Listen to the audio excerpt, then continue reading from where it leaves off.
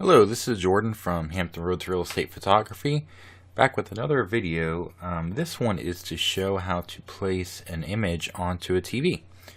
So it's not necessary all the time to do this, but if it's a higher end shoot or just for it actually could be useful.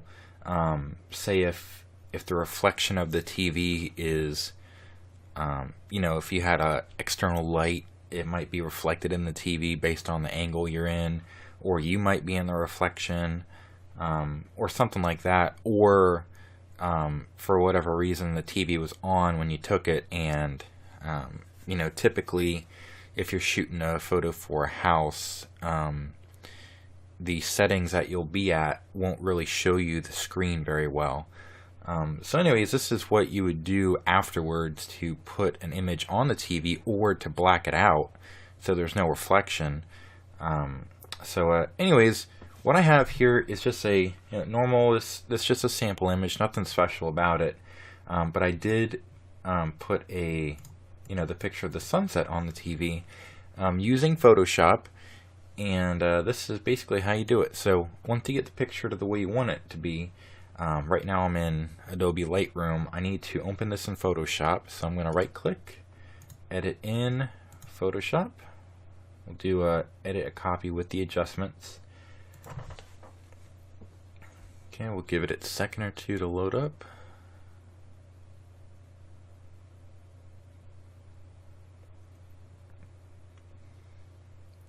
Okay, now in I know how to do this in Photoshop. There's ways to do it in a lot of other photo editors. However, there's one distinct difference between, let's say, Microsoft Paint, that I don't know you can do this at least as easily. And what that is let's I have my sunsets backgrounds right here, so I can just drag them over. So the difference that really comes through when you use Photoshop is that you can resize this picture however you want, and then also if you go up to edit and then transform and then go to distort, you can individually change the angles of all the anchor points, your top left corner, bottom right corner, all that. That's what an anchor point would be. So I don't know if you can do it in Paint. Now you can get kind of the way there, and if you have a square image, then it won't be a problem because you won't have to distort anything. But in this instance, because it is at an angle, obviously this is no longer a rectangle. It would be more shaped like this. So obviously not a rectangle anymore, but this is what you have to do to make it photorealistic, because if you try to put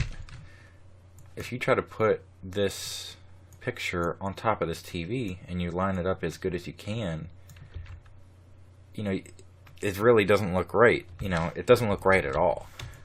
It doesn't cover the whole frame up and down or along the curve, and it's too big on this side.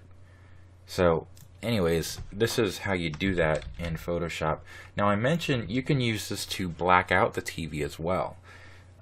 So what you would do for for the blackout of the TV, this is what you would do, and then I'll do the putting the picture on there next. And just so you know, the putting on the picture just to overlay it is actually easier than blacking out the TV if you do use Photoshop or something like GIMP that can do the same thing. And GIMP is free, by the way. I just don't use it because the Adobe Lightroom is the basic photo editor, and just with the package that most people get, Photoshop comes with it. And once you use it, it's fairly simple. It's the industry standard. So anyways, this is how you would black out a TV. Say I did have that reflection, or I just didn't like this. What I can do is use the Polygonal Lasso tool, and basically what that is it just lets you click on corners or points, not even like you can make a star like this, but it lets you click on points and make a polygon, so basically not a something other than a square, to draw in. So instead of like selecting, for instance, that as a rectangle, and then if I go to my brush I can draw in that, I don't want that. I want a polygon because I'm looking at angles here. So anyways, I pick my Polygon Lasso tool and I just click in the corners. There is, before I show you that, there is another tool called the Quick Selection tool and the Magic Wand tool. Now those kind of do it, but they have a hard time when you're doing real estate photos because there's a lot of edges to stuff. The Quick Select tool is very good when there's a hard edge like this. Like it could pick out this square really easily. But when there's a lot of different edges, like in this cabinet, it's kind of hard. And the thing about the TV, it has a hard edge on the outside and another edge on the inside, and it's not as big of a difference from the white to brown that is there. So for that reason, I just don't even do it because it doesn't work that well. But in some instances, it is good because it's like a quick select. So anyways, I start this by just clicking in the corners and moving around. Okay, got this last corner, and then I connect the dots here, and we make it a selection. Once you hit this last point, it'll automatically make it a selection. So if I go up to my brush, I can pick whatever color. I can draw anywhere on this picture, but if it's not inside this, then it won't color it in.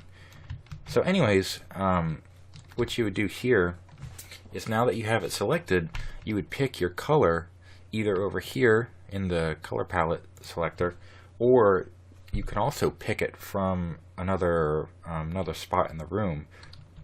Now there's two ways to do that, picking a spot in the room. You can either click on the color, this higher one, which is your primary color, and then you can just click on any spot in the room. So let's just say I wanted to use this lamp color right here. Now if I paint, it'll fill in that entire lamp color. But more realistically, you would pick this background right here and just fill it in so it's a complete block. Let's say if someone was standing in there, that's a good way to do that. And so I showed you that one way to pick it was clicking over here. The other way is just to hold down the Alt button and clicking into there, and then you can click anywhere to do that, and it just picks whatever you're landing on. So anyways, you can color it in like that. But most often you would probably want to do black. So I'm gonna pick the black of the TV. We'll pick this right there, and we'll just fill it in some more. Okay, now that's fine. That's pretty realistic. But I personally don't do that very often, because if I'm going to do it at all, I'd rather put an image on it. So anyways, let's show you how to do that, and it's very simple. So what I'm going to do is, I have my images that I like to use up here in the corner in my library, but the way Photoshop works is you can pick any photo and just drag it and drop it onto the frame, and it'll add it, and you can mess with it. So I'll bring over my sunset here, and first thing I'm going to do is resize it a little smaller so I can work with it. Doesn't really matter what size it is yet. And then what I typically do is zoom in and align one of the corners with one of the corners of the TV and just leave it there. So I put it right there, and then hit the enter button to actually place it on the canvas. Now we're going to go to Edit, Transform, and Distort, and do what we did when I was showing you how to do it. So we're going to zoom in, and all I got to do is drag each of the corners to match up to the corner of the TV. Now, in some instances, it's kind of hard for you to tell where the corner of the TV is, and what you can do to help you out is go over here to the opacity, and you're changing the opacity of this one layer and just reduce it by a lot. And what that lets you do is just see the outline and not necessarily be blocked by the actual picture. So again, we're just going to drag this right to the corner, Okay, and I'll go back here. Now, once I raise the opacity of this photo, it's going to be exactly where it needs to be, and it's going to be realistic, like you were watching a show that had that sunset in it. So let's see that. I'm just going to raise it all the way up. Okay, now obviously, like we just saw, or as we can see now rather, it looks perfect. Like it doesn't look distorted or whatever. It perfectly matches the TV, and this is really, what you would do. There's no point to doing, like I said, trying to put a square there or screwing with it. If it doesn't look realistic, there's no point of doing it at all, because it would look fake. And if you see a doctored image here, I would start, as a buyer, I would start looking around at other stuff. So anyways, the last finishing touch you can do, because if you compare the clarity of this sunset to the rest of the photo, there's nothing wrong with the photo, but if you compare it there, then you would be able to see that looks a little bit too perfect. So another thing I do is, once I'm all done putting it on there, I will actually lower the opacity a little bit, and I'll just play with it to see what looks natural. So I want to have a good medium of being perfect and being natural. Anyways, let's do that. Now all we got to do there is, once it's all put on there and you hit enter to save it, you want to go to your opacity button here and just grab the slider and bring it down and bring it up and see wherever it looks natural.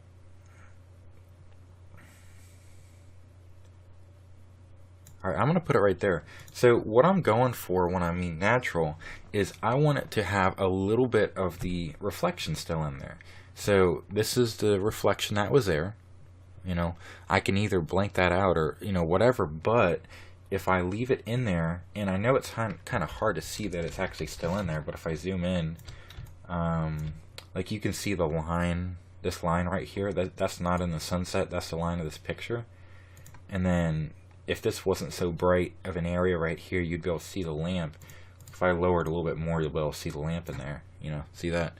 So anyways, I just try to make it as natural looking as I can, and it's, it's not hard. It only takes a second or two to do this step, and it makes it way more natural in my opinion. So just to demonstrate it, I can put another one on top that's completely perfect, and I can toggle that on and off.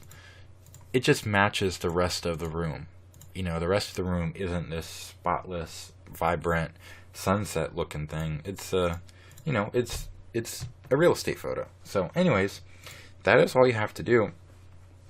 And then to put it back into Lightroom, you just click your exit button and hit yes for the save, and it'll import it, and you're in business.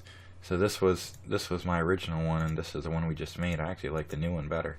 But anyways, that is about it. This was kind of a long one, but it definitely is something that any real estate photographer, or anyone who does their own photos, can definitely use to their advantage, because there's more often than not there is something wrong with the TV image. Reflections, or it's on, or it just looks funky, or like a window glare is there or something. So anyways, it's fairly easy once you get the hang of Photoshop. We're not doing any crazy adjustments with sliders and color wheels and all that type of stuff. So anyways, it can definitely put the finishing touches, especially on a living room. So another video to look out for that kind of goes hand in hand with this, as far as putting the finishing touches on TVs and living rooms and stuff like that, is I'm going to make another one here in a little bit about how to put a fake fireplace in the fireplace. Put a fake fire in the fireplace. And if you're going to go through the effort of doing the TV, the fireplace thing is fairly easy in Photoshop. I'll put that disclaimer there, because Photoshop actually has a tool specifically for it, kind of. In the instances where you have a fireplace and a TV, you know, if you're going to do one, might as well do both and just knock it out. So anyways, just keep a look on that. So I'll let you get back with it. This has been Jordan with Hampton Roads Real Estate Photography.